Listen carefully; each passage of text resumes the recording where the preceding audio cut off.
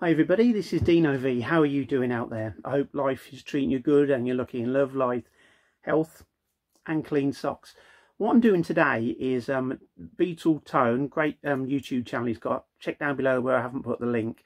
He's doing a Beatles Solo Tag 2024. So it's a brilliant idea, and basically there's a list of 9 questions he's asked you, me and everybody across the universe of solo Beatles stuff. So I've been working on my list, and it's certainly not easy to choose what to do. There's a massive solo list, obviously going back really to 1969 right up to now, but it's very, very interesting. It gets your mind thinking.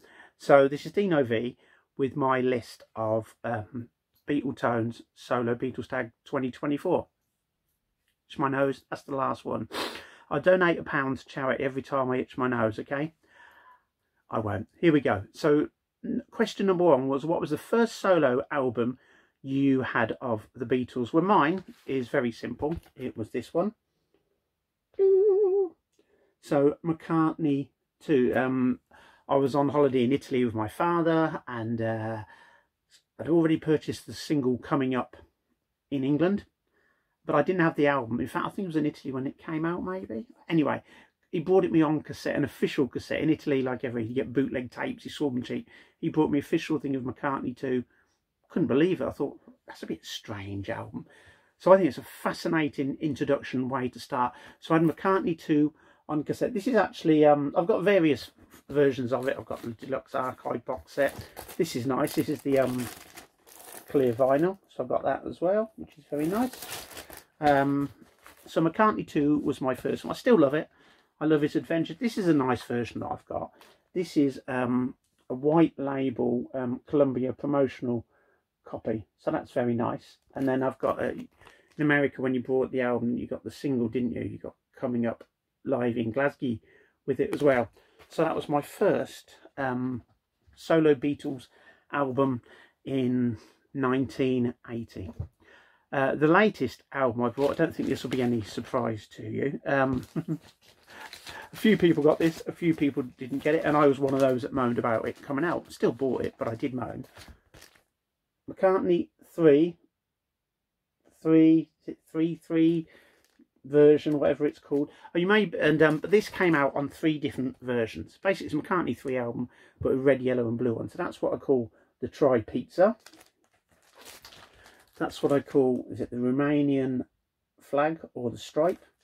And the piece de la resistance, McCartney 3, is the splatter. That's what most people want. Absolutely beautiful. You may be aware I have a Facebook group, McCartney 3, with this album. If you own it, join our group. Many people have been on our group and swapped their albums because they haven't got all 3 variants. So as I say, it's McCartney, I don't even know the names of my own groups, McCartney 3x3 group. To join it, you have to apply to join it, answer a few questions, and send me photos of you with the album, because I don't want people in it who have not got the album. Right, favourite solo albums now. I can see I've been very, very organised here. No, I have.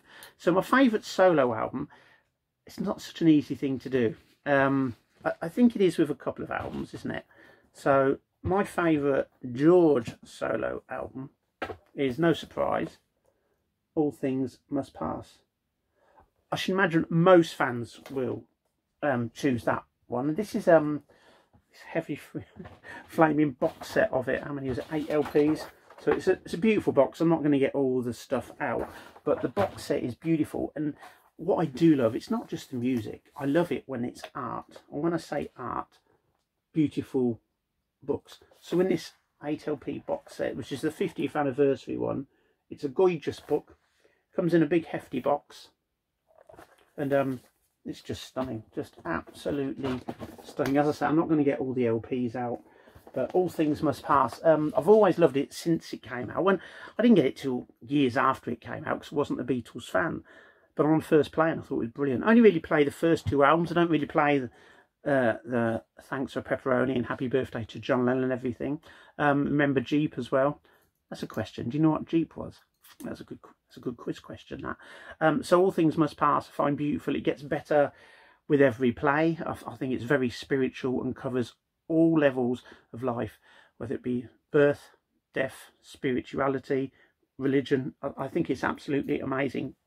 And during lockdown, that was my comfort album. I love it, absolutely adore it. Favourite solo Lennon album is this one, Plastic Ono Band. I don't play it often. The problem with a lot of John Lennon albums is there's no problems with them. It's just they're hard hitting, and when you play a lot of John Lennon albums, it takes you back to December 1980. You can't escape that. Like, I do love this album. And what have you got? You got Love, Well, Well, Well, God, Power to the People. Actually, this has got Do the Oz on. I didn't know this version got Do the Oz. Mother, Hold On, I Found Out, Working Class Hero, Isolation, and Remember. So that's my favourite solo John Lennon album. It's hard hearing and listening to. I've got the box set somewhere of all the outtakes and other versions, but I adore that album. But I don't play Lennon too much because it's a bit sad sometimes. A lot of the time, actually. Favourite Ringo album. Most people have put Ringo. It's 1973 album that came out, which is incredible album. But I've actually put this, Time Takes Time, because this is the first one I got of his. Was it on vinyl after years and years? And it's got Weight of the World on, Don't Go Where the Road Don't Go, and after all these years. But Weight of the World, I adore that track. It should have been a massive hit in the UK. It did creep into low ends of the charts, about number 75, I think it was. So that's what I love. Time Takes Time. So that's my favourite Ringo. My favourite Paul McCartney album. As I said, if you've got this magazine in Record Collect, to get that Record Collect on McCartney, it will tell everything you want to know and more. So I love Egypt Station.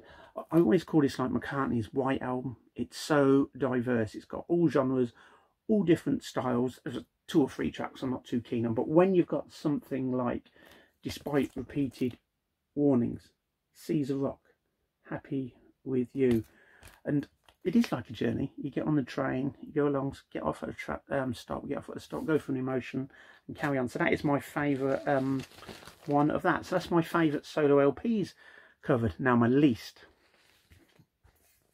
Red Rose Speedway. Lots of people love and adore this. There's some beautiful, beautiful tunes, beautiful singing, beautiful lyrics. It just doesn't get me. My Love is incredible. Absolutely adore that track. It's got the braille on the back there. But the album just doesn't grip me. Can't help it. I'm trying to think of my favourite track on it.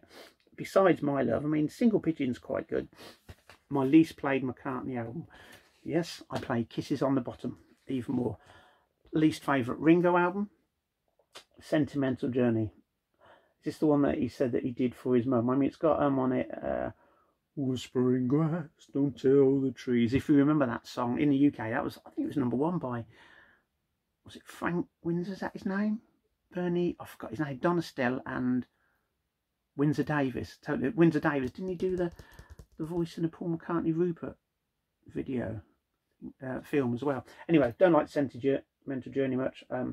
You Always Hurt the One You Love, which is actually arranged by Johnny Dankworth. Johnny Dankworth, who was a great jazz musician, married to, but sadly he passed away a few years ago, but he was married to the amazing, when you go to say her name, Cleo Lane, who doesn't live too far from me.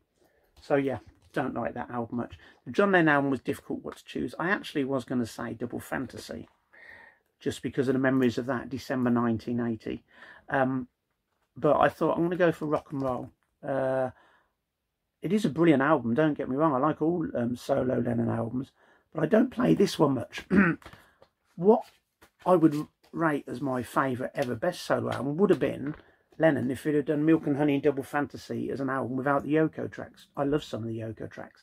That would have been my favourite album, Double Fantasy, Milk and Honey together without any Yoko tracks on.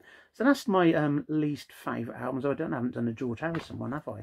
So yeah, George Harrison, Dark Horse. I don't like much on this, to tell the truth. I like the track Dark Horse. Simply Shady's alright. Harry's on Tour. I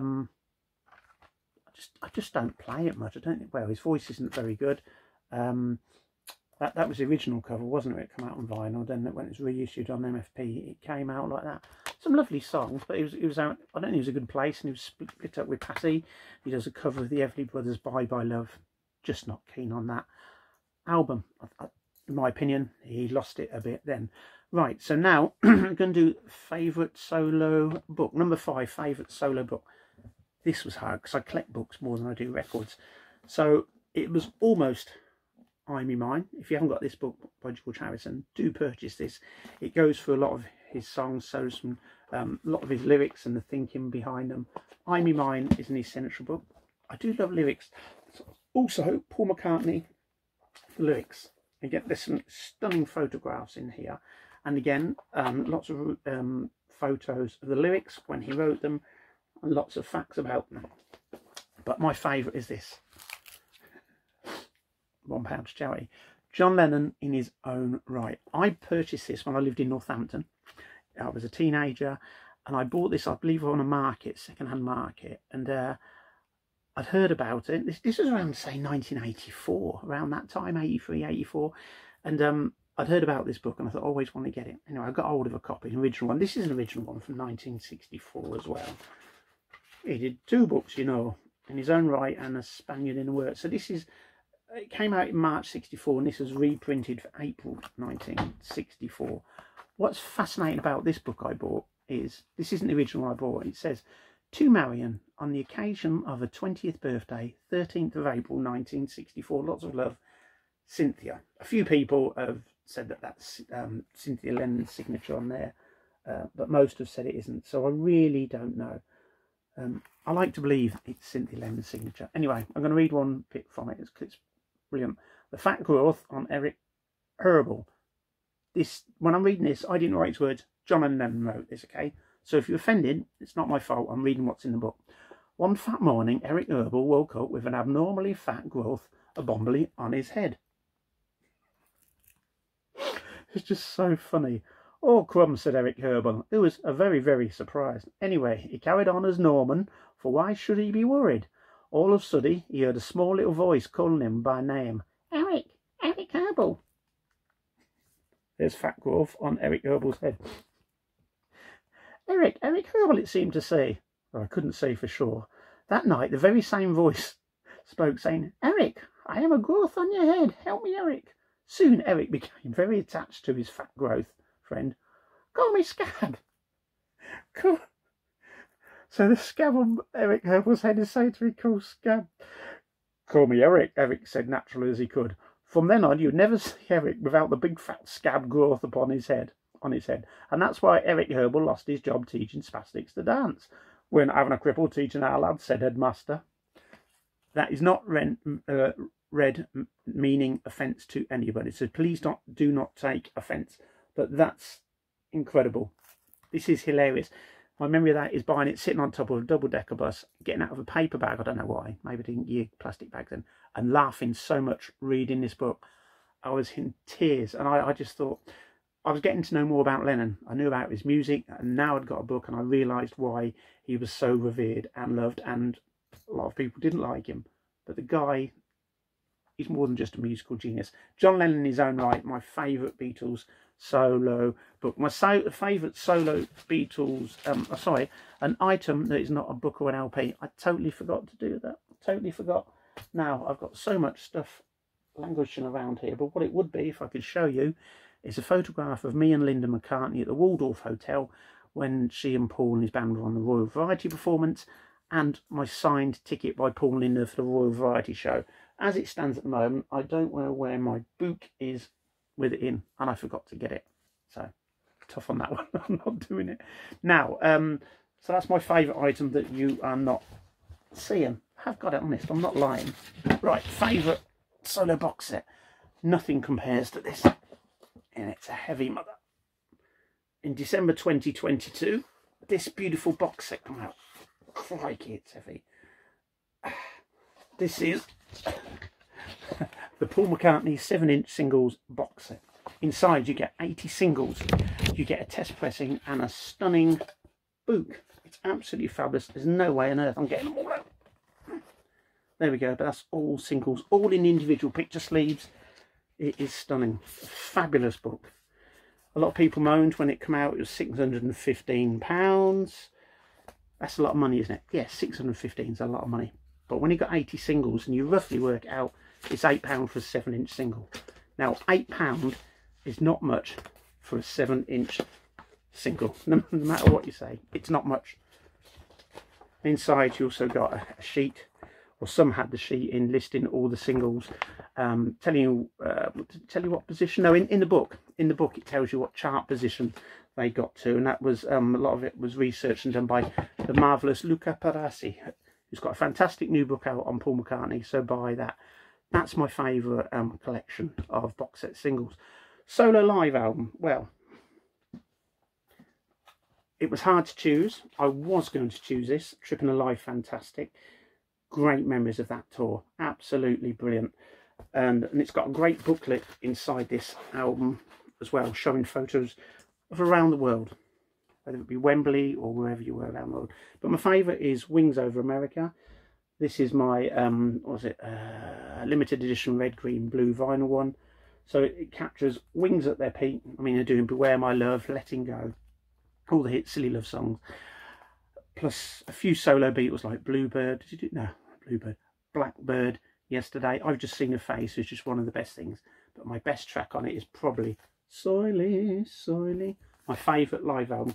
I almost chose George Harrison's live in Japan. I didn't go to that tour, but I did see him play at the Royal Albert. Oh, there's a lot of stuff, isn't it, when you collect Beatles? It's not easy. Okay, 3 non-album singles. Right, let's go with this.